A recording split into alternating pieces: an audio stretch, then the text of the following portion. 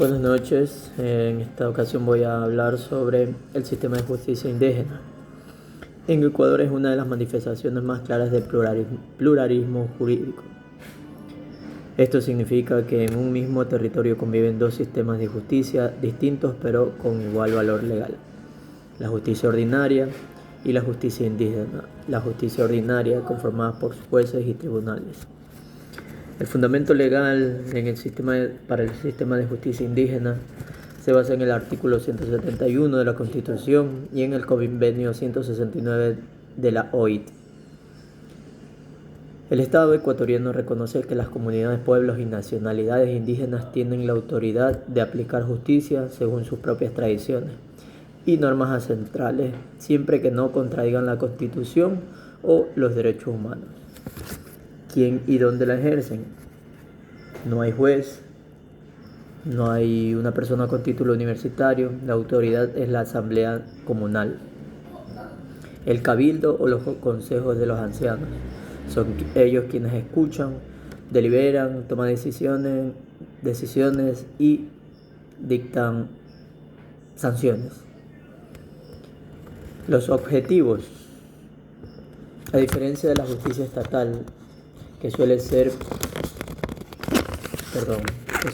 punitiva, es decir, busca castigar con cárcel, la justicia indígena es sanadora y restaurativa.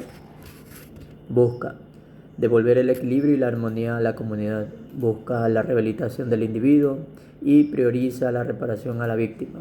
Es decir, si es un caso de robo, devolverle lo robado con castigo como trabajo comunitario. Procedimiento y sanciones: el proceso es oral, público y rápido. No hay abogados ni trámites burocráticos largos como lo hay en otra parte del Estado. Las sanciones comunes incluyen consejos y amonestaciones, trabajo comunitario, multas y devoluciones, sanciones simbólicas y la expulsión como la sanción más grave. En ciertos casos, la expulsión, ser desterrado de su comunidad. Los límites críticos: la justicia indígena no es un cheque en blanco, tiene fronteras claras y establecidas por la Corte Constitucional.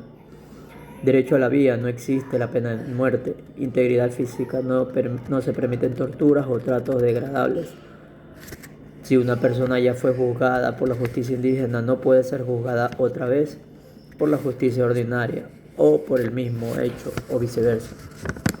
Casos específicos donde la Corte Constitucional ha señalado que casos como el asesinato o sicariato deben ser tratados preferentemente por la justicia ordinaria, aunque esto sigue siendo un tema de debate y conflicto de competencias.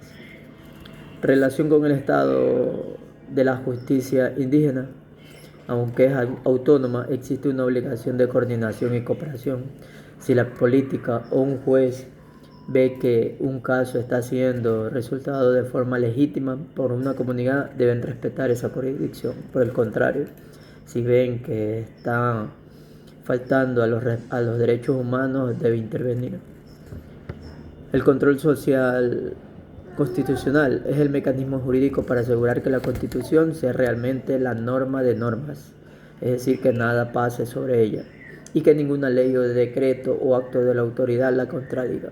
En Ecuador este control es riguroso porque el país se define como un Estado constitucional de derechos y justicia. El control constitucional como el guardián de las normas, la Corte Constitucional. Aunque todos los jueces deben aplicar la Constitución, la Corte Constitucional es el máximo órgano de control e interpretación. Es un órgano autónomo e independiente de las otras funciones del Estado.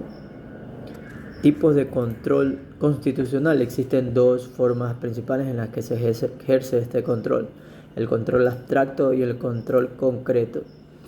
El abstracto se refiere a la revisión de las leyes o normas en sí mismas, sin que necesariamente exista un caso o pleito particular.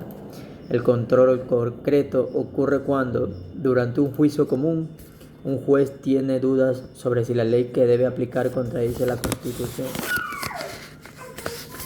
Las garantías jurisdiccionales son las herramientas que debemos tener los ciudadanos para activar el control constitucional cuando sentimos que el Estado o un particular vulnera nuestros derechos. Existe control previo y control posterior.